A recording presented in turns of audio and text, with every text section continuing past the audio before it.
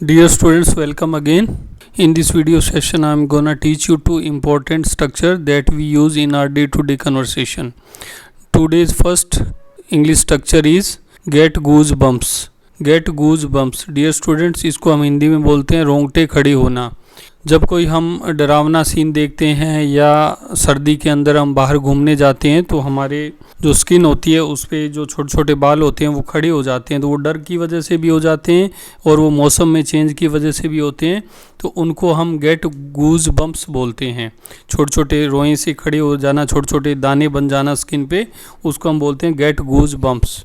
देखते हैं इसको एग्जाम्पल के थ्रू. वो मूवी इतनी डरावनी थी कि मेरे रोंगटे खड़े हो गई. अभी लास्ट सैटरडे हम एक मूवी देखने गए, हॉरर मूवी थी और वो इतनी डरावनी थी. उसके अंदर जो साउंड इफ़ेक्ट था वैसा था कि मूवी देखते देखते उस साउंड इफ़ेक्ट की वजह से इतना हम डर गए कि हमारे जो है शरीर पे रोएं खड़े हो गए. तो उसको हम इंग्लिश में क्या बोलेंगे? वो मूवी इतनी डरावनी थी कि मेरे रोंगटे खड़े हो गए. The movie was so scary that I got goose bumps. The movie was so scary that I got goosebumps. Next structure है इससे मेरे रोंगटे खड़े हो जाते हैं. जैसे अभी ये सेंटेंस है, इसके आगे आप एक सेंटेंस और ऐड कर सकते हैं कि जब भी मैं ठंडी हवा में जाता हूँ, when go outside in cold wind it gives me goosebumps. इससे मेरे रोंगटे खड़े हो जाते हैं. आप इसमें कोई भी इवेंट पहले जोड़ सकते हैं और फिर बोल सकते हैं कि इससे मेरे रोंगटे खड़े हो जाते हैं, तो it gives me goosebumps. ठंड के कारण मेरे रोंगटे खड़े हो रहे हैं. I am getting goosebumps due to cold. I am getting goosebumps due to cold. Next structure है जब मुझे इंग्लिश ग्रामर का कोई उत्तर नहीं आता है तो मेरे रोंगटे खड़े हो जाते हैं. कई बार हम देखते हैं क्लास के अंदर अगर हमें कोई आंसर नहीं आता है तो हमें थोड़ा सा इंसल्ट फील होती है, उस वजह से भी कुछ लोगों के ऐसे रोंगटे खड़े हो जाते हैं. तो आप क्या बोलते हैं? जब मुझे इंग्लिश ग्रामर का कोई उत्तर नहीं आता है तो मेरे रोंगटे खड़े हो जाते हैं. आई गेट गूज बम्प्स. आई गेट गूज बम्प्स. अभी ये जो है इस गेट गूज बम्प्स इसको हम टेंस के अकॉर्डिंग जो है अलग अलग सेंटेंसेज में टेंस के अकॉर्डिंग हम इसको ट्रांसलेट कर सकते हैं. अगर लिखा होगी रोंगटे खड़े हो रहे हैं तो आप गेटिंग कर लेंगे, आई एम गेटिंग. और खड़े हो जाते हैं तो आप गेट लगाते हैं. खड़े हो गए अगर पास्ट का है तो आई गोट लगा देंगे. तो यहाँ पर गेट जो है उसको अकॉर्डिंग टू टेंस हम ट्रांसलेट करेंगे, चेंज करेंगे. I get goose bumps when I fail to answer any question on English grammar. I get goose bumps when I fail to answer any question और English grammar.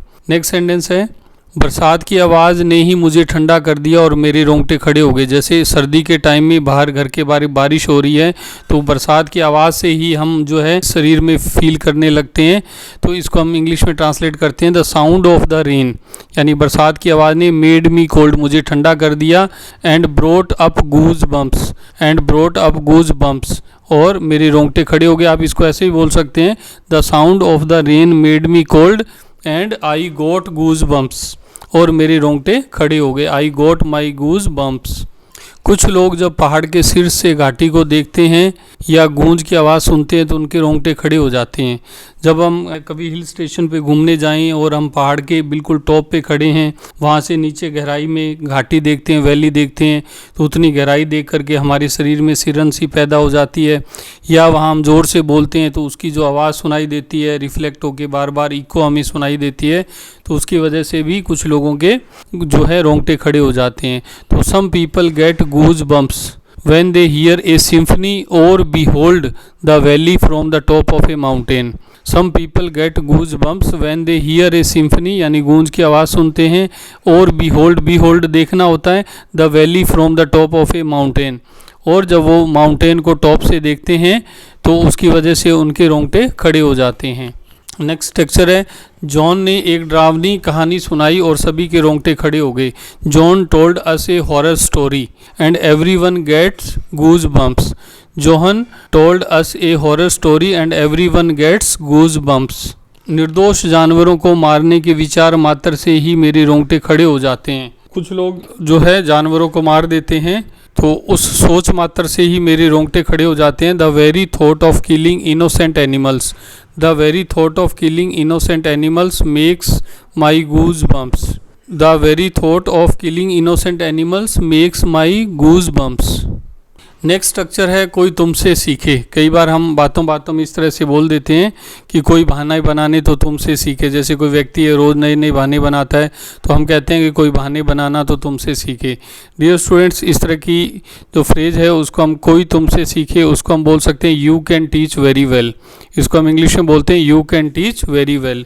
पहले हम कोई sentence लगा सकते हैं और फिर इसको ऐड कर सकते हैं you can teach very well. Sentence के थ्रू, एग्जाम्पल के थ्रू देखते हैं। झूठ बोलना तो कोई तुमसे सीखे। You can teach very well how to tell a lie. You can teach very well how to tell a lie. तुम यानी you can teach very well का मतलब हो गया कोई तुमसे सीखे how to tell a lie, कि झूठ कैसे बोला जाता है। तो इसको इंग्लिश में आप बनाएंगे you can teach very well how to tell a lie. Next sentence है हमारा बहाने बनाना तो कोई तुमसे सीखे। You can teach very well how to make excuses.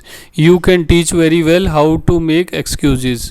Next sentence है मस्का लगाना तो कोई तुमसे सीखे। You can teach very well how to butter up. You can teach very well how to butter up.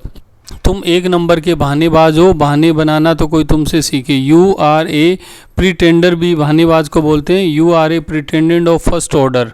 You can teach very well how to make excuses.